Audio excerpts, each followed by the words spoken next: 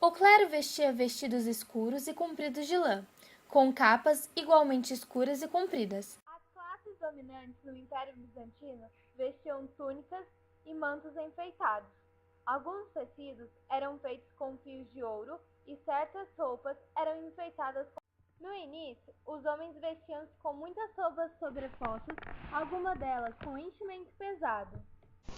Os sapatos também faziam parte das vestimentas e eram feitos com pele de bode, cabra e marroquino, cobriam dos pés ao joelho. Nessa época, não só existiam maneiras de se vestir, mas também de como prender e arrumar o cabelo. Os homens usavam cabelo encaracolado, curto e caído sobre as orelhas.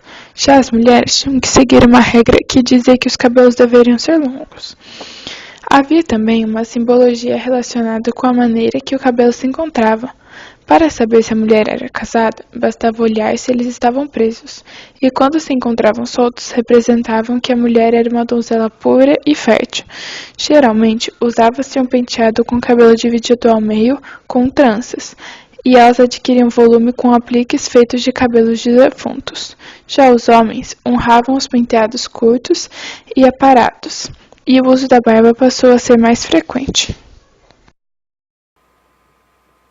O tamanho das roupas masculinas se diferenciavam de acordo com a ocupação na sociedade e a ocasião. Quanto mais rico, mais roupa usava. Os greguecos eram calções largos vestidos debaixo da roupa. Os pelotes eram cobertura para a pele, podendo ser de pele animal ou seda. Os saios eram vestidos sem botões até o joelho. A capa era obrigatória em viagens, podendo ser curta ou longa. O capuz era necessário para cobrir a cabeça. As túnicas eram fechadas até o pescoço e apertadas na cintura. Os gloneles eram vestidos com mangas largas. Os chales protegiam as costas. Os borceguis eram as botas de hoje. Os sapatos eram necessários ser fechados e com ponta. As polainas eram meias de tricô. O brial era a roupa íntima, que era pregada por alfinetes até a altura dos joelhos. A chemise era a camisa de manga longa usada como primeira peça.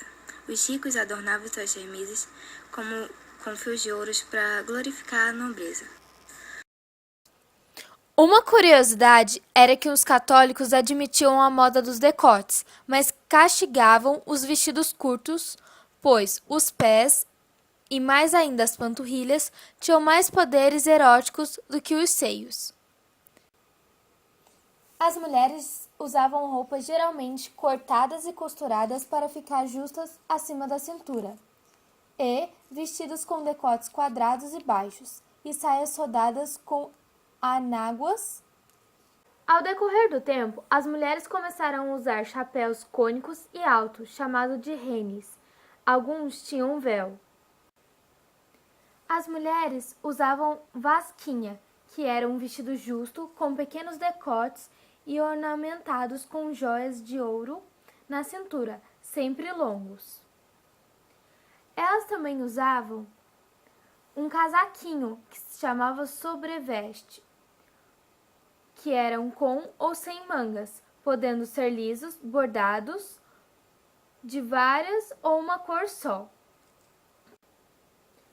As túnicas eram fabricadas com tecidos finos, eram largas, as mangas eram afuniladas e estreitavam perto do pulso. Mantos ou os véus cobriam a cabeça e acompanhavam as túnicas. Chemise, mesmo modelo masculino, mas com um comprimento até a altura do tornozelo. Garde corps, ancestral dos espartilhos. O grande corps era um colete acolchoado e justo ao corpo que comprimia a silhueta. As toucas cobriam a cabeça, eram feitas de tecido fino e eram utilizadas por baixo de um véu. Mantilhas, peça de tecido fino que recobria a cabeça, o cabelo e o pescoço, como sinal de retidão moral. Eram bastante usados por mulheres mais idosas, viúvas ou devotas. Luvas, bordadas por mulheres ricas, eram usadas raramente. Sua confecção era considerada um segredo por seleto grupo de artesãos, que fabricavam com excelência. O conceito de criança se baseava em um critério de dependência econômica e não em um critério biológico baseado na idade. O tamanho era a única diferença entre os trajes de adulto e de crianças. Dos 3 aos 6 anos, as crianças se vestiam como mini-adultos, usavam joias e saias com volume e pesadas. E com essa vestimenta, as crianças da época estavam impossibilitadas de fazer atividades exercidas pelas crianças de hoje em dia. As crianças se tornavam homenzinhos e mulherzinhas, vestindo-se como mini-adultos.